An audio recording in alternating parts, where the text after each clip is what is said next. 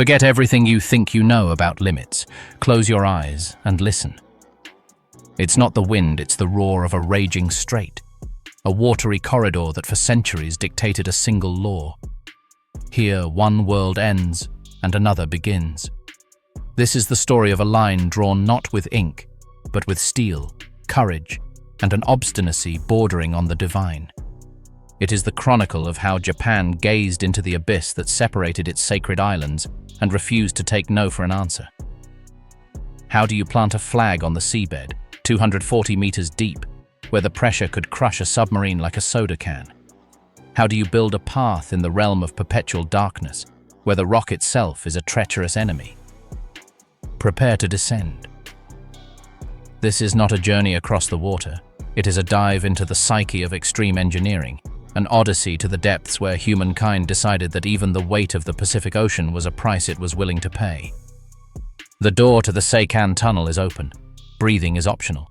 A sea that writes destinies of steel. To understand the magnitude of the madness, one must first look at the executioner. The Tsugaru Strait is not just any waterway. It is a liquid border 70 kilometers wide that separates two worlds: Honshu, the main island and political and economic heart of Japan, and Hokkaido, its vast and wild northern border. But this strait is much more than a geographical separation. It is a living, temperamental entity, and for centuries it was the absolute sovereign of the region. Its waters are a perpetually boiling cauldron, where warm and cold currents collide violently, generating treacherous fogs that appear in minutes and storms that arrive without warning, with winds exceeding 150 kilometers per hour and waves as high as 5-story buildings. For generations, crossing the Tsugaru was a game of Russian roulette. Passenger ships, cargo ships vital to Hokkaido's economy, and later ferries, faced a capricious monster. The list of shipwrecks is long and grim, but one name is seared into the national consciousness: the Toyomaru Ferry. On the night of September 26, 1954, a typhoon of biblical ferocity lashed the strait. The Toyomaru, with more than 1,300 souls aboard, was swallowed by the fury of the sea. 1,172 people died. It was one of the worst maritime tragedies in Japanese peacetime history. The entire country was shaken. The sea not only separated lands, it claimed lives, fractured families, and stifled the development of an entire region. At that moment, the debate ceased to be technical or economic. It became moral, almost visceral, mapping the impossible.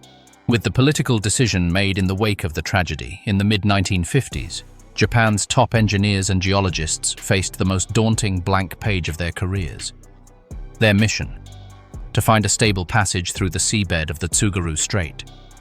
What they discovered, after years of seismic surveys, test drilling and painstaking analysis, was a scene that would make anyone recoil.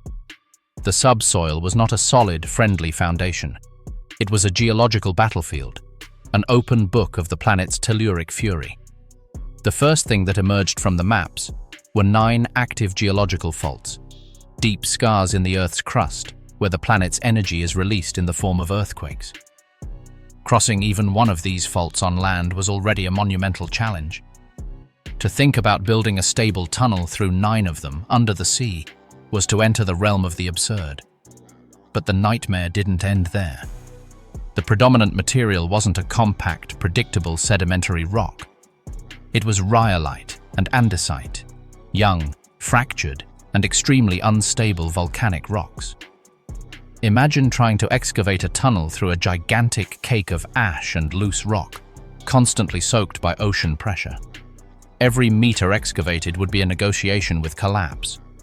Water pressure wasn't just a concept, it was an omnipresent force. At the planned depth, equivalent to an 80-story building stacked upside down, the pressure would be around 24 kilograms per square centimeter, enough to shatter poorly calculated steel and turn any seepage into a cutting jet capable of slicing through iron. Early stability and cost calculations were so astronomical that many within the global engineering community dismissed the project as a nationalistic fantasy, an impossible dream that would consume untold resources and, in all likelihood, lives. To put the scale of this madness into perspective, think of an underground journey. The Seikan Tunnel, with its 53.85 kilometers in total length and its 23 kilometers and 300 meters under the seabed, is not a short hole. Bridge or submerged tomb? Faced with such a scenario, the initial logic pointed to a more conventional, more brilliant, more 20th century solution. A colossal bridge. A suspension bridge that, with towers taller than any skyscraper of the time and monumental spans, would unite the islands above the fury of the sea. The design teams set to work on this option.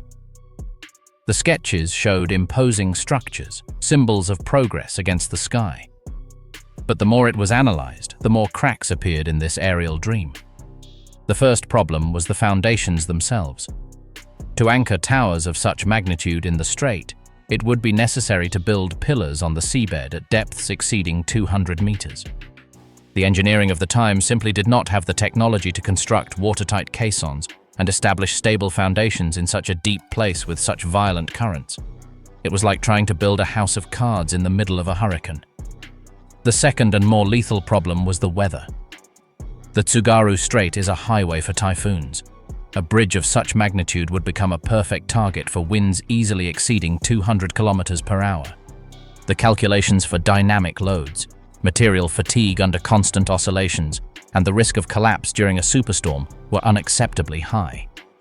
A bridge would not only be prohibitively expensive to build, it would be a permanent hazard, a potential steel tomb suspended over the abyss.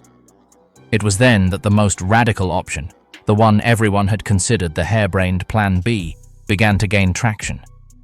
The underwater tunnel. If the sea couldn't be conquered from above, it would be circumvented from below. It would be evaded on its own turf. The idea had a perverse logic.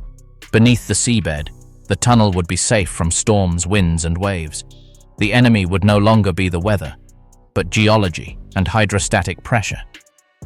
It was exchanging one set of gigantic problems for another set of colossal problems, but perhaps, just perhaps, more manageable ones. The debate was fierce. The bridge's proponents spoke of symbolism, of light, of visible progress. The tunnel's proponents spoke of permanence, of absolute security, of a solution for centuries to come.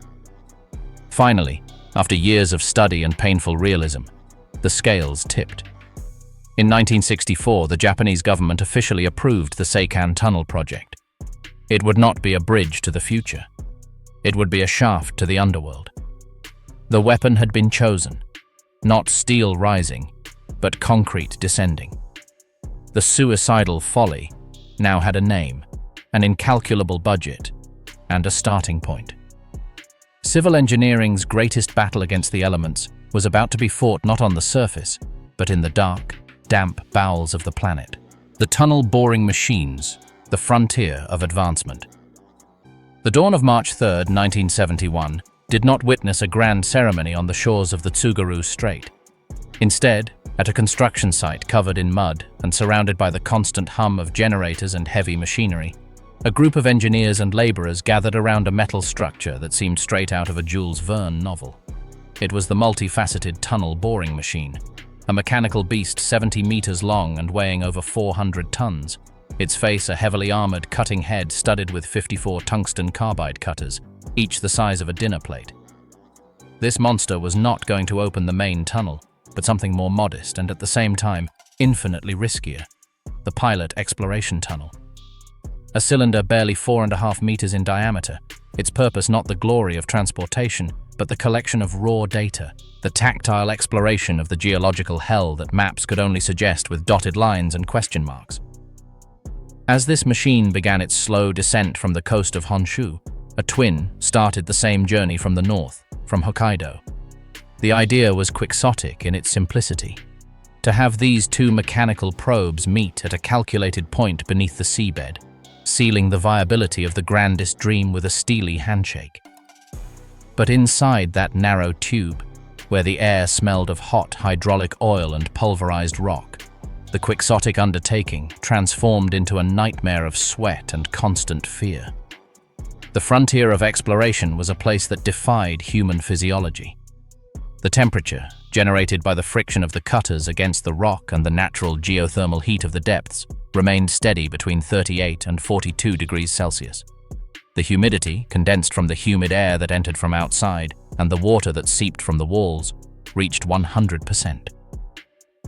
The men worked soaked not from sweat, but from the atmosphere itself, their cotton overalls heavy as lead, clinging to their skin. The air was thick, laden with silica dust from the volcanic rock, a fine dust that seeped into their lungs and forced them to wear masks that, in that heat, were suffocating. The noise was a physical entity. The metallic rhythmic roar of the tunnel boring machines' jackhammers, the squeal of the cutters as they sliced through the rhyolite, the high-pitched whine of the fans that tried, in vain, to refresh the stale air. It was a sound that resonated in their chests, that lingered in their ears for hours after they emerged. A phantom hum that reminded the men where they spent their days. The main enemy. But the real enemy, the one that occupied every thought in the moments of mechanical silence, was invisible. They called it mizu, simply water. But in their mouths it was a whisper laden with terror. It was the sound of a dripping stream that became a trickle, of a trickle that transformed into a thin, hissing jet capable of cutting flesh. It was the dry creaking of an overloaded rock on the ceiling, the groan of the temporary steel support trusses that began to buckle under unexpected pressure. Every meter gained was a precarious victory. Some days the machine advanced 3 meters. Others, faced with a pocket of extremely fractured rock or a sudden influx of water, progress was measured in centimeters, or it stopped completely while the engineers assessed, with bated breath, whether to proceed or retreat. The psychology forged in that pilot tunnel was that of a submarine crew trapped on a one-way mission. There were no windows, no sky, no quick escape. The only way out was backward, through kilometers of already excavated tunnel. A language of gestures and glances developed, a camaraderie forged in the constant adrenaline. The veterans learned to read the rock, to identify by the sound of it being struck whether it was solid or treacherous, to sniff out the change in the air that preceded a major leak. The pilot tunnel exacted a terrible price. It was here that most of the project's 34 fatalities were lost, trapped by flash floods that filled the gallery in a matter of minutes, or buried by unexpected collapses. Each death brought the project to a standstill for days, while bodies were recovered and safety was reassessed. But against all odds, the pilot tunnel also delivered hope. It confirmed the exact depths of the faults, mapped the true consistency of the volcanic rock, and, most importantly, demonstrated that with the right techniques, progress could be made. It was the testing ground where the survival manual for the main tunnel was written.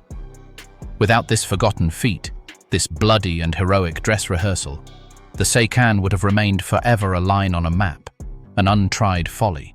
The impenetrable shield, the grout that defied pressure. Breaking through the rock of the Tsugaru Strait was nothing like excavating a tunnel in the stable granites of the Alps or the compact clays of other regions. Here, the terrain was a geological enigma. The volcanic rock, rhyolite and andesite, was like a giant fractured sponge, riddled with pores, interconnected fissures, and pockets of pressurized water. Excavating in this medium was like opening a can at the bottom of the sea. The external pressure would instantly seek out any weak point to invade and collapse the structure. Traditional tunneling techniques, which involved excavating and then quickly shoring up with steel trusses before pouring concrete, were useless. The water would get in first, washing away the grout, saturating everything, and making an effective seal impossible. The solution, born from the desperation and brilliance of Japanese engineers, was a revolutionary concept. Not to fight water after excavation, but to defeat it before excavation even began. This concept took the form of high-pressure chemical grouting, known in the Seikan plans as the BMT method, chemically grouted base, the drilling process. The procedure was a ballet of surgical precision executed under the most hostile conditions imaginable. Imagine the tunnel face. In front of the tunnel boring machine at a distance of between 5 and 10 meters, the terrain was an unknown. The first step was the exploratory drilling. Long hydraulic drills were used to bore dozens, sometimes hundreds of holes in a fan pattern that penetrated the rock ahead of the future tunnel. These holes, about 10 centimeters in diameter, were like the needles of a giant acupuncturist, searching for the water and weakness meridians in the Earth's body. An injection pipe was inserted into each of these holes. Then the critical phase began. From mixing plants on the surface, a special chemical grout was pumped to the face. This grout, made from sodium silicate and a gelling agent, initially had a viscosity similar to water, allowing it to infiltrate the tiniest fractures and the narrowest pores, sometimes traveling several meters from the injection point. It was a clever substance. Its gelling time could be precisely adjusted, from a few minutes to several hours, depending on the soil porosity and the distance it was intended to travel. The magic happened when the grout gelled. It didn't solidify into a rigid, brittle block, but rather formed a flexible, resistant, and most crucially, waterproof gel. As this gel expanded, it displaced the water trapped in the fissures and hermetically sealed the pore network. The effect was transformative. A section of rock that minutes before had been an unstable, water-saturated mass, ready to collapse, was transformed into a consolidated block, an artificial rock, with mechanical strength far superior to the original, and above all, with almost total impermeability. It was like freezing the ground in time, creating an arc of solidity within the watery chaos. Only after sensors confirmed that the treated area had reached the required strength and watertightness could the tunnel boring machine advance with relative safety to excavate this now stabilized block. It was an invisible chemical shield, deployed meters ahead of humanity, forging a path through the abyss. This process was not quick. It could take days to treat a particularly bad section. And it wasn't infallible. Sometimes the grout encountered cracks that were too large, or the water flow was so strong that it washed the chemical away before it could gel, causing delays and forcing a redesign of the injection pattern on the fly. But it was this technique, perfected at enormous cost in time and resources on the Seikan, that saved the project. It became the gold standard for tunneling in soft and fractured soils worldwide, and its legacy is present in every modern tunnel that crosses an aquifer or a geologically unstable area. Every meter of the Seikan beneath the most dangerous sections was preceded by this injection ritual, a high-pressure ballet where chemistry was the first line of defense, the invisible wall that held the ocean at bay. The wall at the end of the world, a meter of concrete against the Pacific. Once the tunnel boring machine had opened the rough tunnel, leaving behind an irregular and dusty tube supported by temporary steel trusses, the time for the eternal work had arrived. Here there was no room for the temporary, for good enough. What was to be built was the tunnel's definitive skin, the barrier that had to withstand not only the hydrostatic pressure of the ocean for the next 100 years, but also the recurring earthquakes of one of the most seismically active zones on the planet, salt corrosion, and the cyclical fatigue of millions of train passages. The final lining of the Seikan is not a simple poured concrete cylinder. It is a concentric fortress, a work of structural engineering of overwhelming sophistication. The inner layer, the one passengers see from the train window, is a smooth, perfect cylinder, painted a light color to maximize light reflection and give a sense of spaciousness. But that meter-thick wall is only the friendly face of a monster. Behind it lies the true armor. The core of the lining is a colossus of ultra-high-strength reinforced concrete, designed specifically for this project. Its thickness is not uniform. It varies in response to calculated forces. In areas of lower pressure and better rock, it is only 70 centimeters thick. At critical points, where active faults were crossed or where water pressure was at its maximum, the thickness reaches a full meter. To understand what a meter of reinforced concrete of this quality means, one must compare it to the strongest structures we know. Think of the retaining walls of the world's largest gravity dams, like the Three Gorges Dam, designed to contain the fury of an entire river. Think of Cold War command bunkers, built to withstand the direct impact of nuclear bombs. That is the level of strength we are talking about. This is not the concrete of a building slab. It is a special mix formulated with additives to minimize its porosity, resist sulfate penetration from seawater, and achieve a compressive strength far exceeding that of conventional structural concrete. The logistics of placing this end-of-the-world wall deep underground were an epic undertaking in themselves. The concrete was manufactured in computerized batching plants on the surface, where the proportions of cement, selected aggregates, water, and additives were controlled down to the gram. It was then transported by concrete mixer trucks to the tunnel entrance, where it was transferred to special underground transport trains. These trains traveled the already constructed kilometers to reach the workface, sometimes more than 20 kilometers away and 240 meters deep. There, the concrete was pumped through large-diameter hoses to the slipform, a marvel of civil engineering. This slipform was a gigantic circular metal structure, a reverse tunnel boring machine that, instead of excavating, built. It moved along rails, and concrete was poured inside. High-frequency vibrators compacted the mixture to expel any air bubbles, the mortal enemy of watertightness. The giant's bilge, pumping out. Constant fear.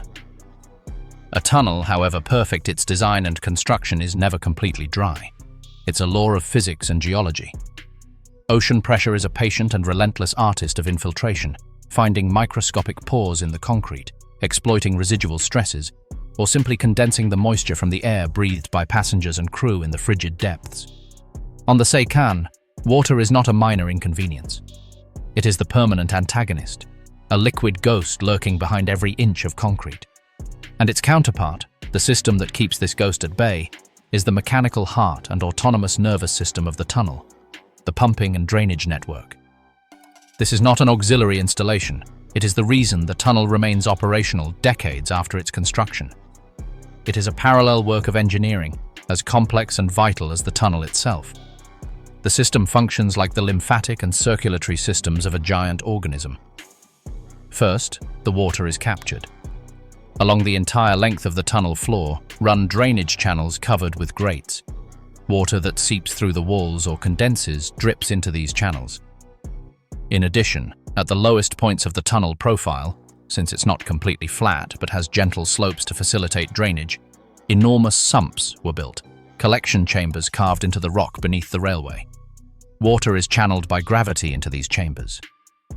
This is where the raw power comes in. Installed in shielded, soundproofed rooms with restricted access are the pumps. These aren't garden pumps. They are multi-stage centrifugal pumps of titanic power, driven by electric motors that consume as much energy as a small neighborhood. Collectively, they are capable of moving a volume exceeding 60 tons of water per minute. Think about that. Every 60 seconds, this system extracts and lifts from the deepest point on the planet the equivalent weight of 3 large tanker trucks. This water isn't simply dumped into the sea. It is piped parallel to the tunnel to surface treatment plants, where it is desalinated, decontaminated of any lubricant or metal residue. And then, in a poetic twist on sustainability, much of it is reused. It is used to cool the tunnel's machinery, to supply maintenance facilities, and even for industrial use in nearby communities. The cycle is complete. But the system's true genius lies not in its raw power, but in its intelligence, redundancy, and inherent paranoia. Everything is duplicated. Each pump has a backup twin, ready to start automatically if the main one detects a fault or overload. They are powered by 2 electrical lines originating from independent substations on land.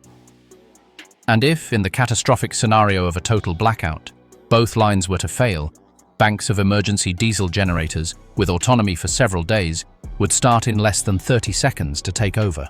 The greatest nightmare. The greatest nightmare, passed down as a horror story among engineers since the days of the pilot tunnel, is the massive intrusion event. A sudden, large fracture in the lining, perhaps caused by a particularly strong earthquake, allowing the entry of an uncontrollable jet of water under pressure, a reverse geyser that floods the tunnel in minutes. For this possibility, the Seikan tunnel has a final line of defense worthy of a thriller: the watertight emergency gates. These are solid steel gates, the exact diameter of the tunnel, installed at strategic points along its length. In the event of a catastrophic flood detected by the sensors, these gates can be closed remotely or manually in a matter of minutes, hermetically sealing a section of the tunnel. This would allow the flooded section to be isolated, containing the disaster and providing time for the rescue of anyone trapped and for the planning of a monumental repair. This system never sleeps. It operates 24 hours a day, 365 days a year, even before the tunnel opened to the public. It is the constant whisper in the darkness, the reminder that the battle against the ocean is never truly won, only contained, managed, and maintained in a precarious balance through perpetual vigilance and obsessive redundancy. It is the price of inhabiting a space that, by natural law, does not belong to us.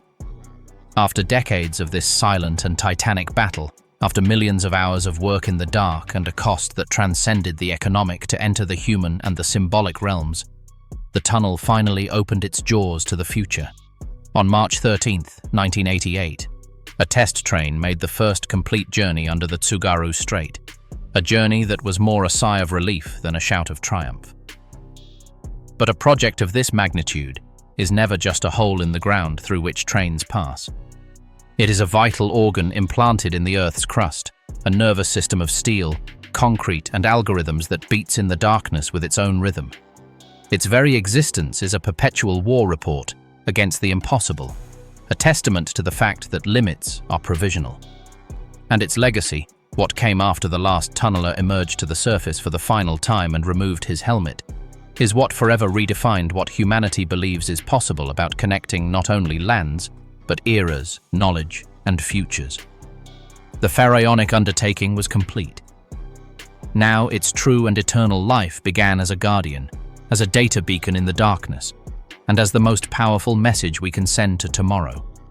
That there is no abyss, however deep and hostile, that cannot be crossed with ingenuity, perseverance, and a humble respect for the force being challenged. The events of the tragedy. The collapse lasted perhaps 45 seconds, but for the men crushed against the tunnel walls, 50 meters away, it seemed like an eternity. When the roar ceased, leaving a silence broken only by the gurgle of the still flowing water and the dripping of debris, the scene was Dantean. Where the tunnel face had once been, there was now a shapeless mound of rocks, mud, and twisted metal pieces that rose almost to the ceiling, completely burying the front half of the tunnel boring machine. The jet of water, though reduced, continued to gush from a crack high in the pile of debris, forming a raging river that ran along the tunnel floor, quickly rising up to the men's ankles. The air was unbreathable, thick with dust. Kenji Sato, coughing, activated his emergency radio. Collapse at face 7. I repeat, total collapse of the face.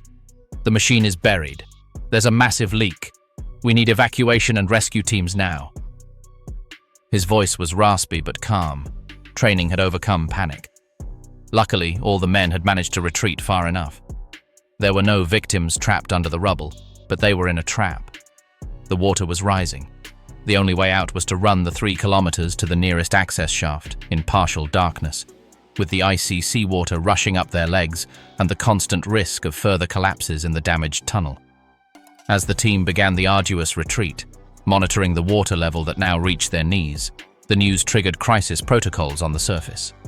All work on the other faces was halted. Emergency pumping equipment was diverted to the area of Face 7, but first they had to get there. The main challenge was that the collapse and the water were blocking the natural drainage. For 72 critical hours, engineers waged a parallel battle.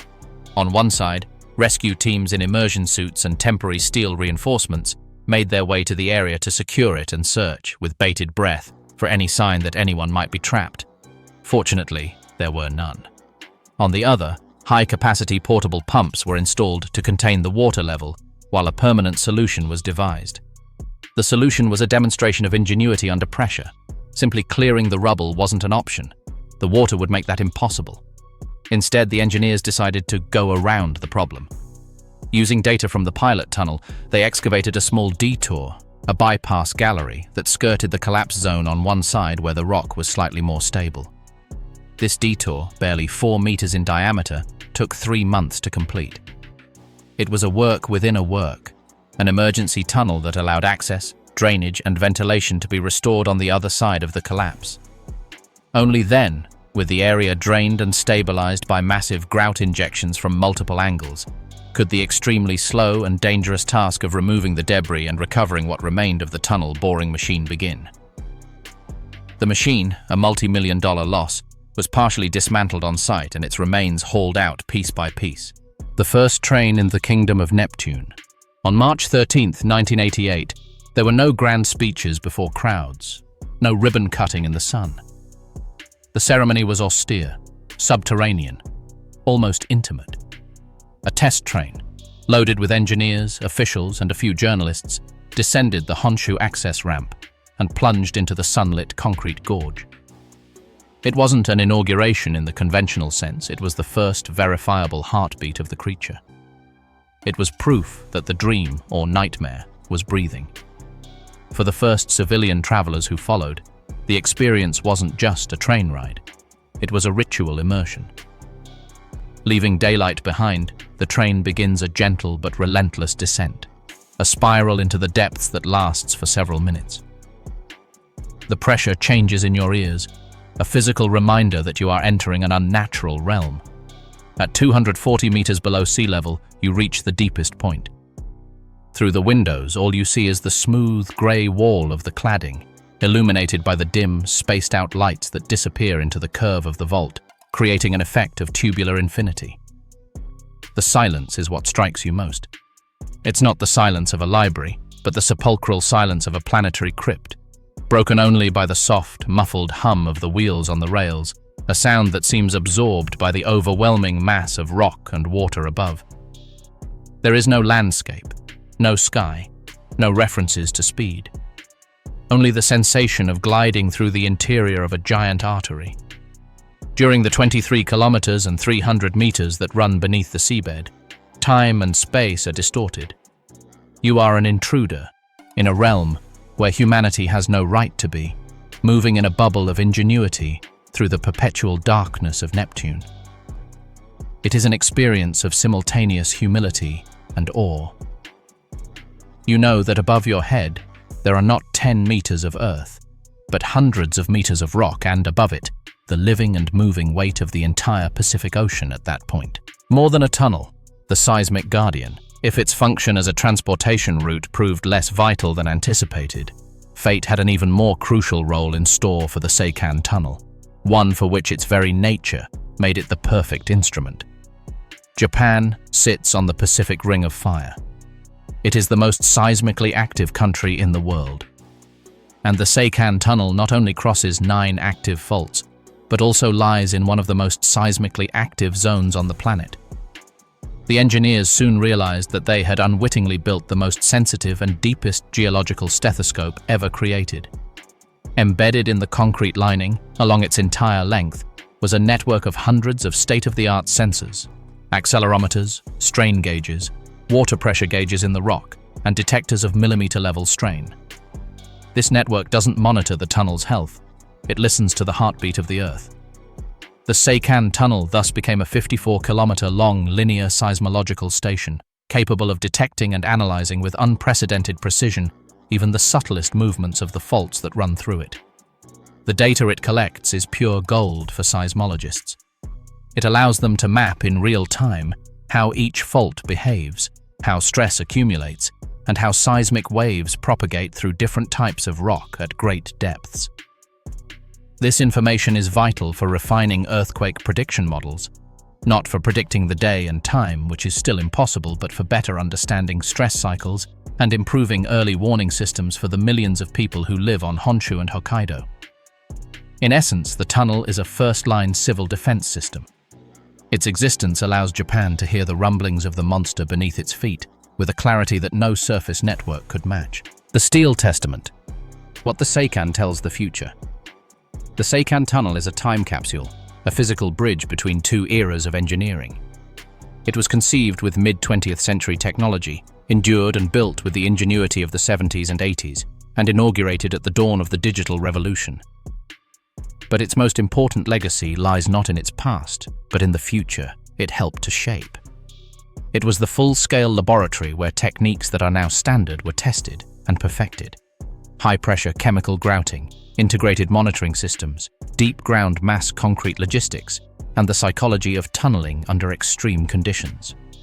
Without the bitter and costly lessons of the Seikan, subsequent projects such as the Gotthard Base Tunnel in Switzerland, the longest in the world, or the Channel Tunnel under the English Channel, would have been even more titanic and risky. The Seikan showed them the way, showed them the limits, and showed them the price. It is the revered and scarred grandfather of all modern megatunnels. Its very existence fuels the boldest dreams of future engineering.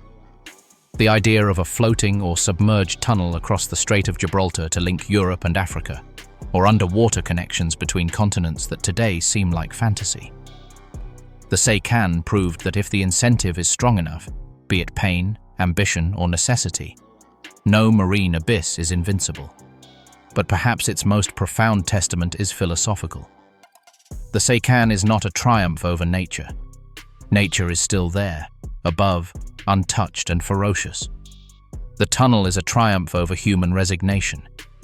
It is proof that we can, through intelligence, perseverance, and terrible cost, renegotiate the terms of our existence on the planet.